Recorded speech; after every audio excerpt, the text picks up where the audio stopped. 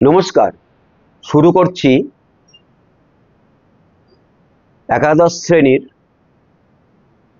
বাংলা বিষয়ের কবিতা মাইকেল মধুসূদন দত্ত রচিত ঈশ্বরচন্দ্র বিদ্যাসাগর নিয়ে।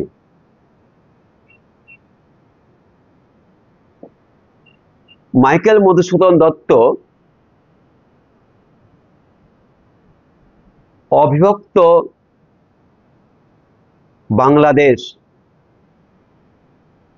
বর্তমানে আলাদা বাংলাদেশ, এই দেশেরই যশোর জেলার সাগরদাড়ি গ্রামে 1824 খ্রিস্টাব্দে 25শে জানুয়ারি জন্মগ্রহণ করেন। পিতার নাম রাজনারায়ণ দত্ত, মাতা জাহ্নবী দেবী। এ প্রসঙ্গে বলে রাখি, নিত্যানন্দ স্ত্রীর নাম জাহ্নবা। মধুসূদন দত্তের মায়ের নাম জাহ্নবী। গুলিয়ে ফেলো না, অপশনে থাকলে ঠিক নজর রেখে উত্তরে দাগ দিয়ে দেবে। জাহ্নবা জাহ্নবী দুটোই থাকতে পারে, বা শুধু যদি জাহ্নবা থাকে তাহলে নিশ্চয় ওটা জাহ্নবা হবে না, জাহ্নবী দেবী গুলিয়ে যেতে পারে, তাই বলে রাখলাম একটু মাঝে। মধুসূদন দত্ত কলকাতায় হিন্দু স্কুল এবং হিন্দু কলেজে পঠন পাঠন করেন। এই হিন্দু কলেজেরই একজন শিক্ষক David Leicester Richardson, DL Richardson বা সংক্ষেপে রিচার্ডসন, এর দ্বারা প্রভাবিত হয়ে তিনি ইংরেজি ভাষায় মহাকবি হওয়ার স্বপ্ন দেখেছিলেন। 1848-49 খ্রিস্টাব্দে মাদ্রাজে থাকার সময় ম্যাড্রাস সার্কুলেটর পত্রিকায় টিমোথি পেনপোয়েম ছদ্মনামে a vision of the past, the captive lady নামে একটি ইংরেজি কাব্যে পৃথ্বীরাজ ও সংযুক্তার চিরায়ত প্রেম কাহিনী বর্ণনা করেন। 1858 খ্রিস্টাব্দ রামনারায়ণ তর্করত্ন রত্নাবলী নাটক লেখেন।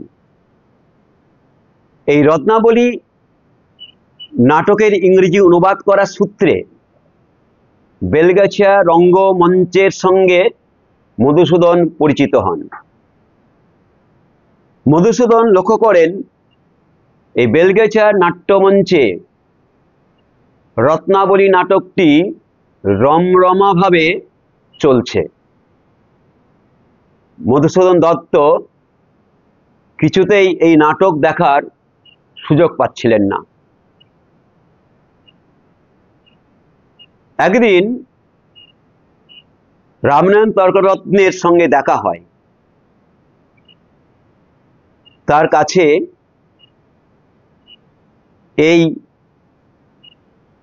সুযোগ না পাওয়ার কথাটি জানান। রামনারায়ণ তর্করত্ন তখন তাকে বলেন যে ঠিক আছে, পরের দিন এসো, আমরা একসঙ্গেই আমার নাটক রঙ্গমঞ্চে দেখব। কথা মতো তিনি সেই রঙ্গমঞ্চে ঢুকলেন। ঢুকে কিছুক্ষণের মধ্যেই টেবিল থাবড়ে অর্থাৎ চেয়ার থাবড়ে উঠে চলে এলেন। রামনারায়ণ তর্করত্ন পিছু পিছু চলে এসে মধুসূদন দত্তকে জিজ্ঞাসা করলেন যে কি হলো, কি ব্যাপার। মধুসূদন দত্তের মুখ থেকে তখন বেরিয়ে এলো, এটা আবার নাটক হলো? অর্থাৎ মধুসূদন দত্তের ভাষায় বলা যায়, অলিক কুনাট্য রঙ্গে মজে লোক রাঢ়বঙ্গে নিরখিয়া প্রাণে নাহি সয়। অর্থাৎ এই অলিক কুনাট্য রাঢ়বঙ্গের লোক তাতে মেতে গেছে, এটা দেখে আমার প্রাণ সহ্য হচ্ছে না। রামনারায়ণ তর্করত্ন তখন তাকে বললেন যে তুমি এমন নাটক লিখতে পারবে?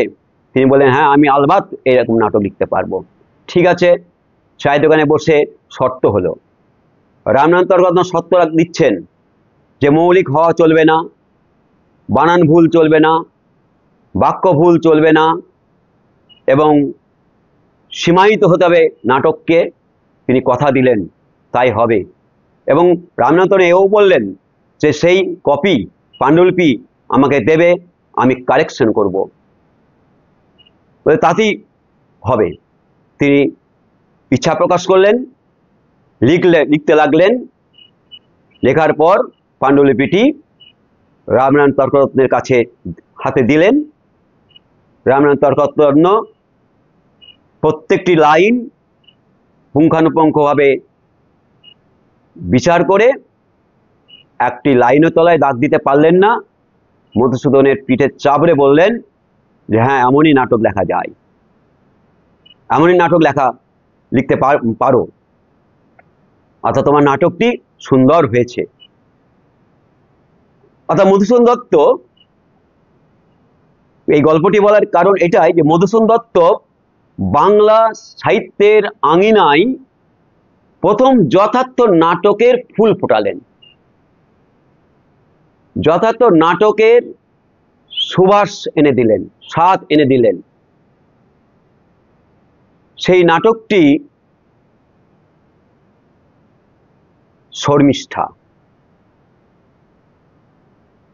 মহাভারতের কাহিনী অবলম্বনে লেখা, 1859। তিনি প্রথম যথার্থ নাটক আমাদেরকে উপহার দিলেন। এই রত্নাবলী নাটক দেখে এরপরেই তিনি একের পর এক সাহিত্য, বাংলা সাহিত্য সৃষ্টি করলেন। কিরকম? এরপর লিখলেন পদ্মাবতী 1860-এ, তারপর লিখছেন প্রথম ঐতিহাসিক ট্র্যাজেডি নাটক, বাংলা সাহিত্যের প্রথম ঐতিহাসিক ট্র্যাজেডি নাটক 1861-তে, কৃষ্ণকুমারী। তারপরে তিনি লিখলেন দুখানি প্রহসন, ফার্স, নকশা জাতীয় রচনা, ব্যঙ্গ জাতীয় রচনা। একে কি বলে সভ্যতা, জিজ্ঞাসা চিহ্ন থাকে, 1860-এ। একে কি বুড়ো শালিকের ঘাড়ে রো, 1860-এ। দুখানি প্রহসন দিলেন। এবং কাব্য হিসেবে যদি বলা যায় তাহলে বলবো যে প্রথমেই লিখলেন 1860-এর তিলোত্তমা সম্ভব কাব্য। তারপরেই যে গ্রন্থের জন্য তার সর্বাধিক জনপ্রিয়তা, খ্যাতির শীর্ষে ওঠা, সেই কাব্যটি শুধু না মহাকাব্য, মেঘনাদ বধ কাব্য, যদি এটা সাহিত্যিক মহাকাব্য। রামায়ণের কাহিনী অবলম্বনে লেখা মেঘনাদ বধ কাব্য 1861। মেঘনাদ বধ কাব্যের পরেই তিনি লিখছেন 1862-তে। তাহলে বলি যে তাহলে মহাকাব্যের মতনও সাহিত্য আমাদের উপহার দিলেন বাংলা সাহিত্যে প্রথম। তিলোত্তমা সম্ভাব্য মহাকাব্য। এরপরে তিনি আরেকটি আমাদের উপহার দিলেন 1862 সালে, বীরাঙ্গনা, যেটি ঈশ্বরচন্দ্র বিদ্যাসাগরকে উৎসর্গ করেছিলেন। 1862। এখানে 21টি পত্র লেখার কথা ছিল, লিখলেন 11টি। হেরোইডিসের অবলম্বনে তিনি লিখছেন বীরাঙ্গনা পত্রকাব্য, 862 সাল, ওভিদের হেরোইডিসের কাব্য অবলম্বনে লেখা। এরপর চতুর্দশপদী কবিতা বলি, এই না মাঝে বলি ওঠ ব্রজাঙ্গনা, অর্থাৎ স্তুতি কবিতাও আমাদেরকে তিনি উপহার দিলেন। এরপর তিনি লিখলেন চতুর্দশপদী কবিতা বলি 1866 সালে। তারপরেই পদ্মাবতী নয়, মায়াকানন তার মৃত্যুর পর প্রকাশিত হয়েছিল 1872 সালে, লিখলেন। এভাবে 7 বছর সাহিত্য সাধনার মধ্য দিয়ে বাংলা সাহিত্যকে 70 বছর দিকে এগিয়ে নিয়ে গেলেন। এবং মধুসূদন দত্ত যে মহাকবি হওয়ার বাসনায় এই বাইরন এবং মানে অন্যান্য কবিদের মতন হওয়ার বাসনায় বিদেশ পাড়ি দিয়েছিলেন এবং ধর্মান্তরিত হয়েছিলেন, নিজ ধর্ম ছেড়ে খ্রিস্ট ধর্ম গ্রহণ করেছিলেন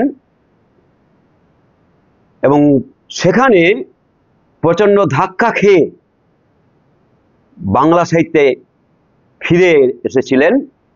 সেই মধুসূদন দত্তকে আমরা বলবো সম্পর্কে আমরা যথার্থ মূল্যায়ন এটাই করা উচিত যে খাঁটি একজন বাঙালি, অর্থাৎ কোট পেন্টুল পরা মধুসূদনের ভিতরে ধুতি পাঞ্জাবির ছাপ স্পষ্ট, অর্থাৎ তিনি একজন খাঁটি বাঙালি হয়ে উঠেছিলেন। এই মধুসূদন দত্ত 873 খ্রিস্টাব্দে 29শে জুন পরলোক গমন করেন, অর্থাৎ তাঁর জীবনাবসান ঘটে। এ হচ্ছে কবি মধুসূদন দত্তের সংক্ষিপ্ত প্রয়োজনীয় প্রথম সেমিস্টার একাদশ শ্রেণীর বাংলার বিষয়ের দিকে তাকিয়ে আলোচনা তুলে ধরলাম আমার সাধ্যমতো। এরপরে আমরা আসব কবিতাটির প্রেক্ষাপট। এই প্রেক্ষাপটেও মধুসূদন দত্ত সম্পর্কে অনেক তথ্য উঠে আসবে। এই তথ্যগুলি এমসিকিউ এ কাজে লাগবে, শূন্যস্থানে কাজে লাগবে, রেখাচিত্রতে কাজে লাগবে, স্তম্ভ সাজানোতে কাজে লাগবে। তোমাদের তো এরকম ধরনের প্রশ্ন দেবে, প্রায় 7 কি 11 রকমের এভাবে তোমাদের এমসিকিউ থাকবে, সেভাবে উত্তর দিতে হবে। পুঙ্খানুপুঙ্খ কবিতাটি না পড়লে, না বুঝলে, না জানলে, না তথ্য শুনলে তোমরা এগুলো করে আসতে পারবে না। এখন মন দিয়ে প্রচন্ড পড়াশোনা করতে হবে টেক্সটটাকে এবং বুঝে নিতে হবে তোমাদের স্যারদের কাছ থেকে। আমি আমার সাধ্যমতো তোমাদের সেই অভাব পূরণের চেষ্টা করছি তোমাদের থেকে, অর্থাৎ আমার জগৎজোড়া ছাত্র ছাত্রীর মুখের দিকে তাকিয়ে। তাহলে এখন আসা যাক কবিতাটির প্রেক্ষাপট। বাংলা ভাষা সাহিত্যকে ত্যাগ করে পাশ্চাত্য ভাষাকে অবলম্বন করে মাইকেল মধুসূদন দত্ত বাঁচতে চেয়েছিলেন, কিন্তু বাঁচতে পারেননি। পারলেন না মিল্টন বাইরনের মতো স্বপ্ন, মানে কবি হওয়ার স্বপ্ন পূরণ করতে। 1862 খ্রিস্টাব্দে 9 জুন তিনি ইউরোপে যাত্রা করেন। আমি আগে বললাম তথ্যগুলো খুব কাজে লাগবে। ভেবেছিলেন বিষয় সম্পত্তির বিনিময়ে কিছু অর্থ জোগাড় করে সেই স্বপ্ন পূরণ করবেন, কিন্তু সেই বিষয় সম্পত্তি বিক্রি না হওয়ার জন্য টাকা পয়সা জোগাড় করা যায়নি।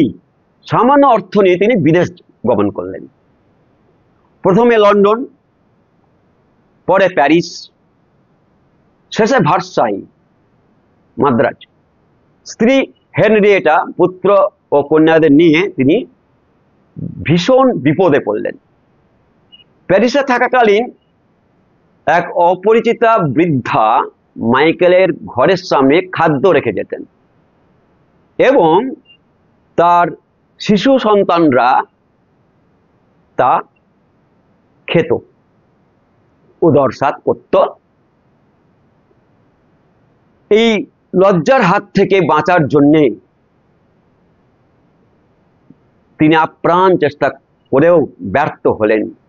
শেষে 1864 খ্রিস্টাব্দে 2রা জুন মাইকেল মধুসূদন দত্ত বিদ্যাসাগরকে একটি পত্র লিখলেন, একটি চিঠি লিখলেন। পত্র পাওয়া মাত্রই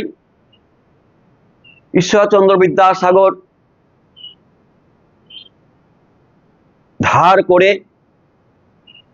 1500 টাকা মাইকেল মধুসূদন দত্তকে পাঠিয়ে দিলেন।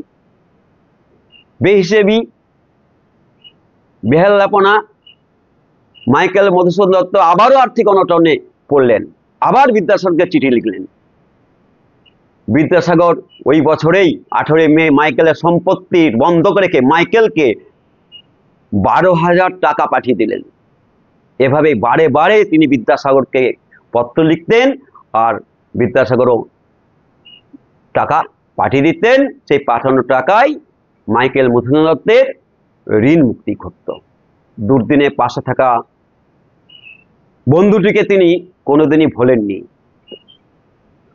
তিনি যখনই ভার্সাইয়ে বসে পেত্রার্কের সনেট পড়াশোনা করছেন, তারই অনুকরণে অমৃতাক্ষর ছন্দে সনেট, যেটা মধুসূদন দত্ত নাম দিয়েছিলেন চতুর্দশপদী কবিতাবলী, রচনায় মনোনিবেশ করলেন। তখন তার সনেটে জায়গা করে নিলেন মাইকেল মধুসূদন দত্তের শুভাকাঙ্ক্ষী বিদ্যাসাগর। মাইকেল তার কালজয়ী সনেটে অগাধ শ্রদ্ধা এবং ভক্তি বিদ্যাসাগরের চরণে নিবেদন করেছেন। কিভাবে তিনি নিবেদন করলেন তা বলার আগেও আরো একটি তথ্য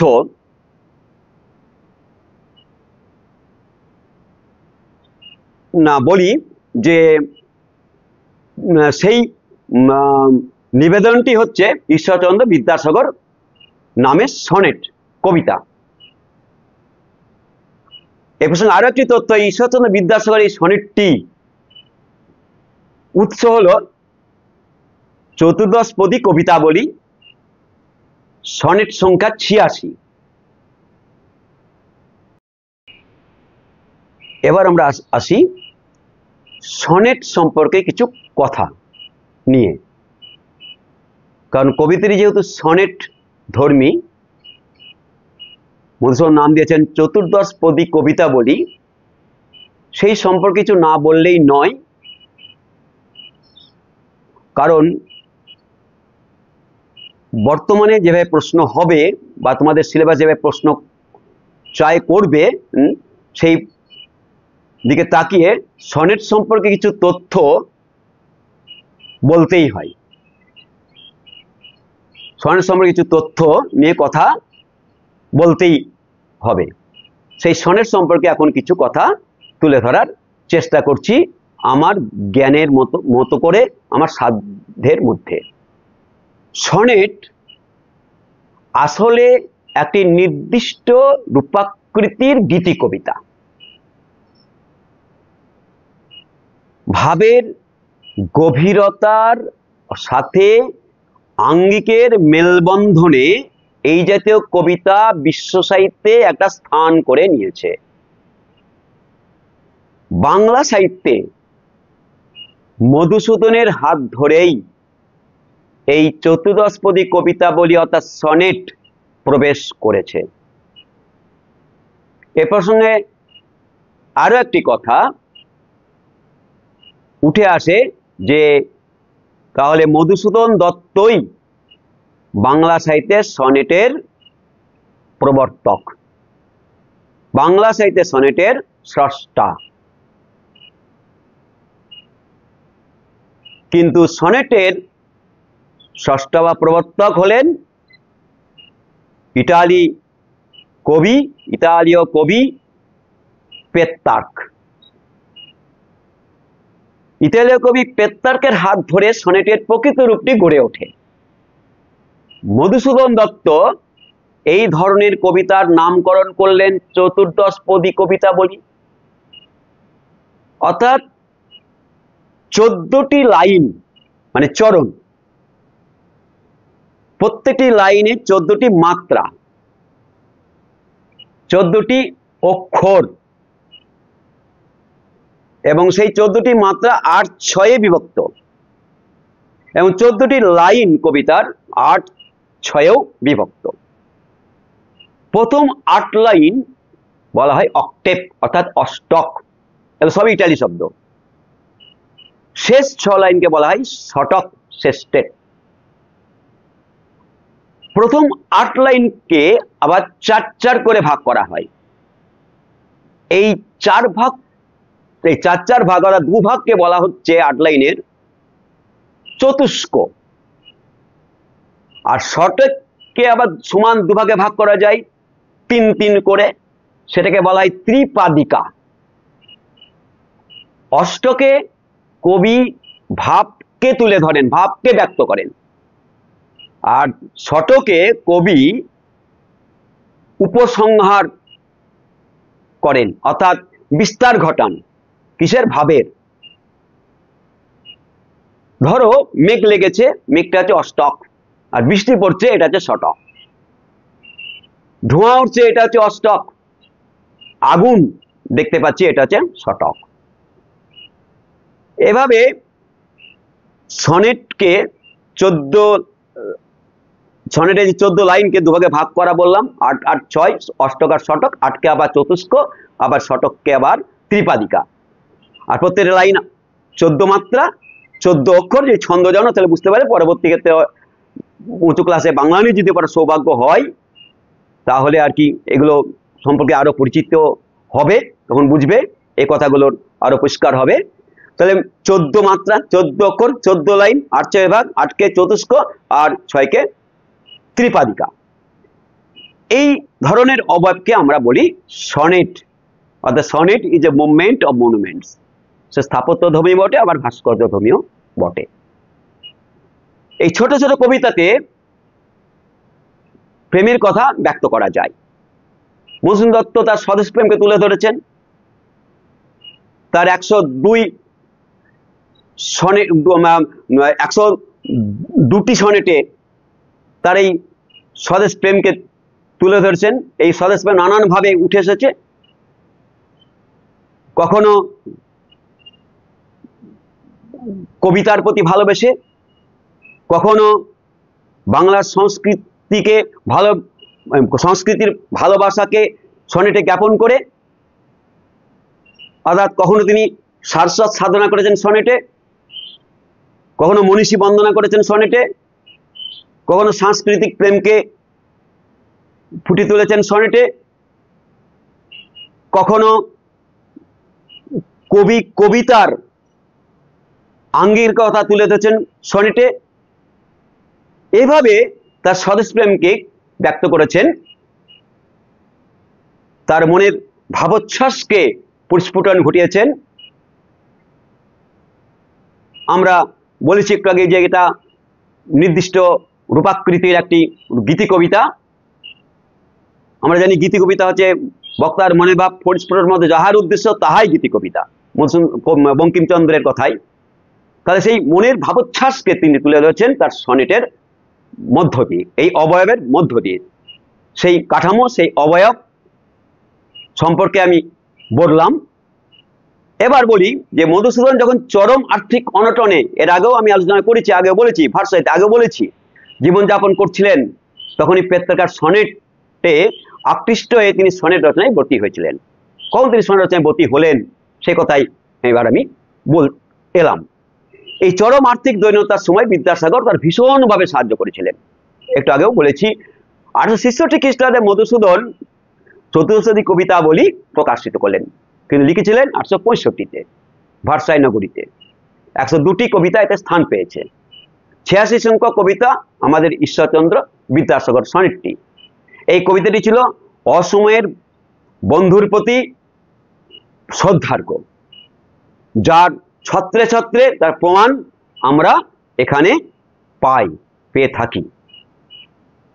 এই গেল সনেট সম্পর্কে 2-4টি কথা আমার সাধ্যমতো, যেভাবে আমি আমার স্যারদের কাছে শুনেছি এবং সুযোগ পেয়ে যে সমস্ত বই থেকে পড়েছি, সেইটুকু বোধ থেকে সেইটুকু থেকেই যেটুকু জেনেছি সেই জানাটা তোমাদের সামনে যাতে কাজে লাগে সেটার জন্যই তুলে ধরলাম।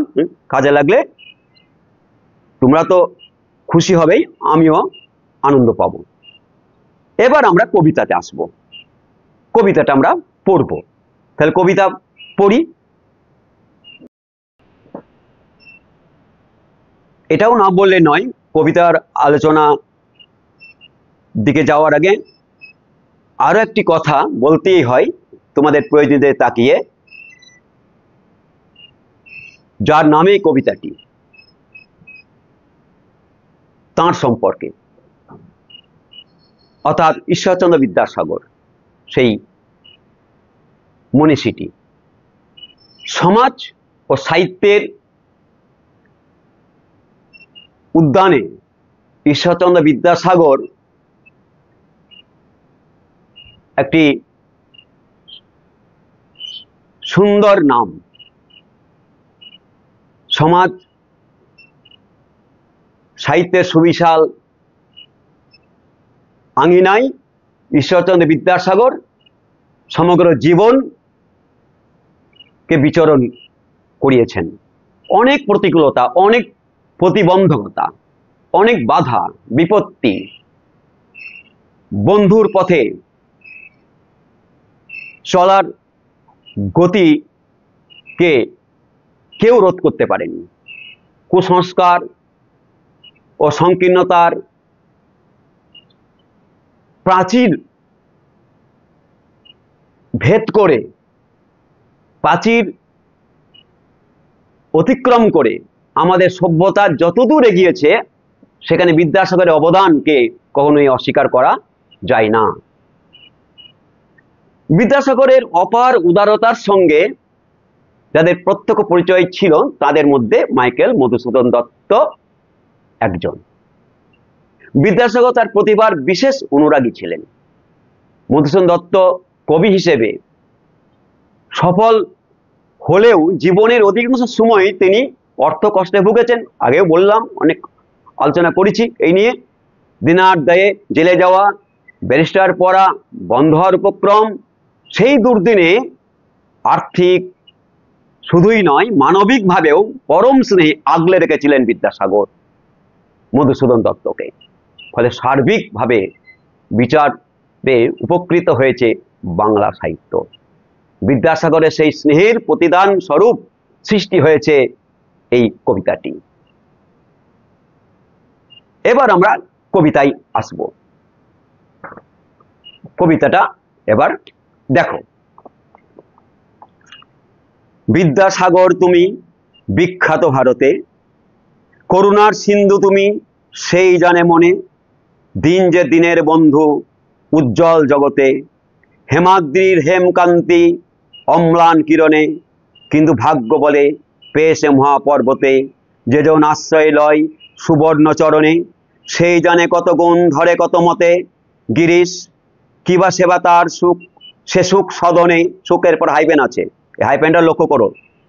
দানে বাড়ি নদীরূপ বিমলা কিঙ্করী, যোগায় অমৃত ফল পরম আদরে, দীর্ঘশির তরুদল দাসরূপ ধরি, পরিমলে ফুল হাইপেন কুল 10 দিশ ভরে, দিবসে শীতল শাসী ছায়া বনেশ্বরী, নিশায় সুশান্ত নিদ্রা ক্লান্তি দূর করে।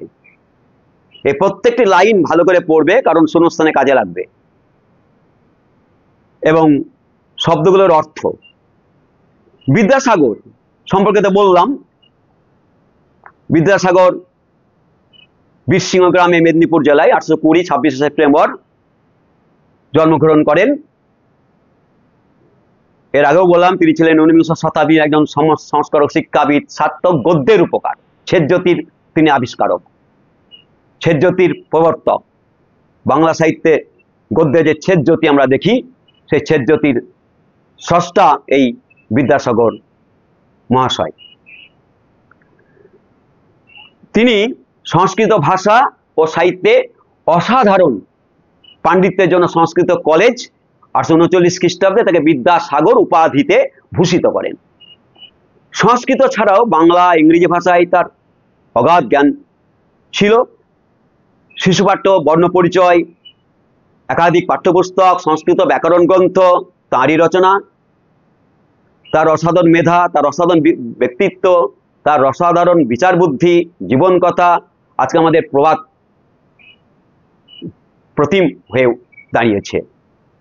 মাইকেল মধুসূদন দত্ত তার মধ্যে দেখতে পেয়েছিলেন সেই ঋষির প্রজ্ঞা, ইংরেজের কর্মোদ্যম ও বাঙালি মায়ের হৃদয় বৃত্তি। করুণার সিন্ধু, সিন্ধু শব্দের অর্থ হচ্ছে সমুদ্র, অর্থাৎ প্রচেত।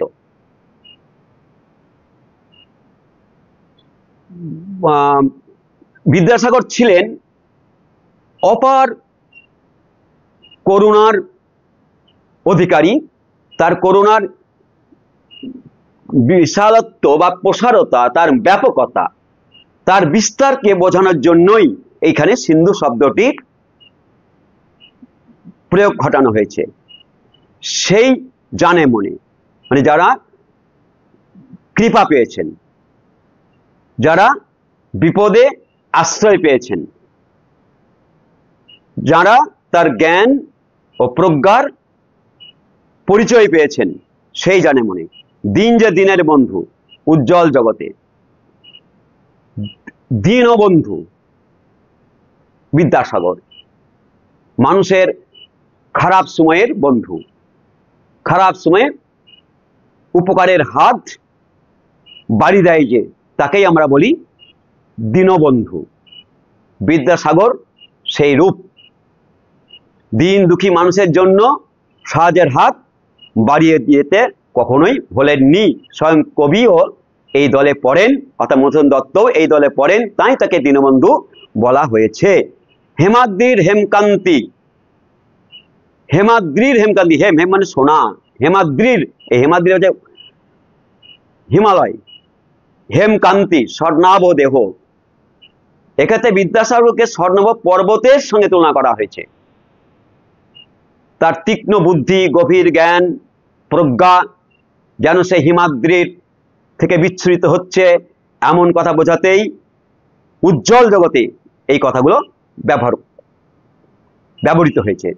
গিরিশ কিন্তু ভাগ্য বলে পেয়েছে মহাপর্বতে সৃজন আশ্রয় লয় সুবর্ণচরণে, সেই জানে কতক্ষণ ধরে কত মতে গিরিশ।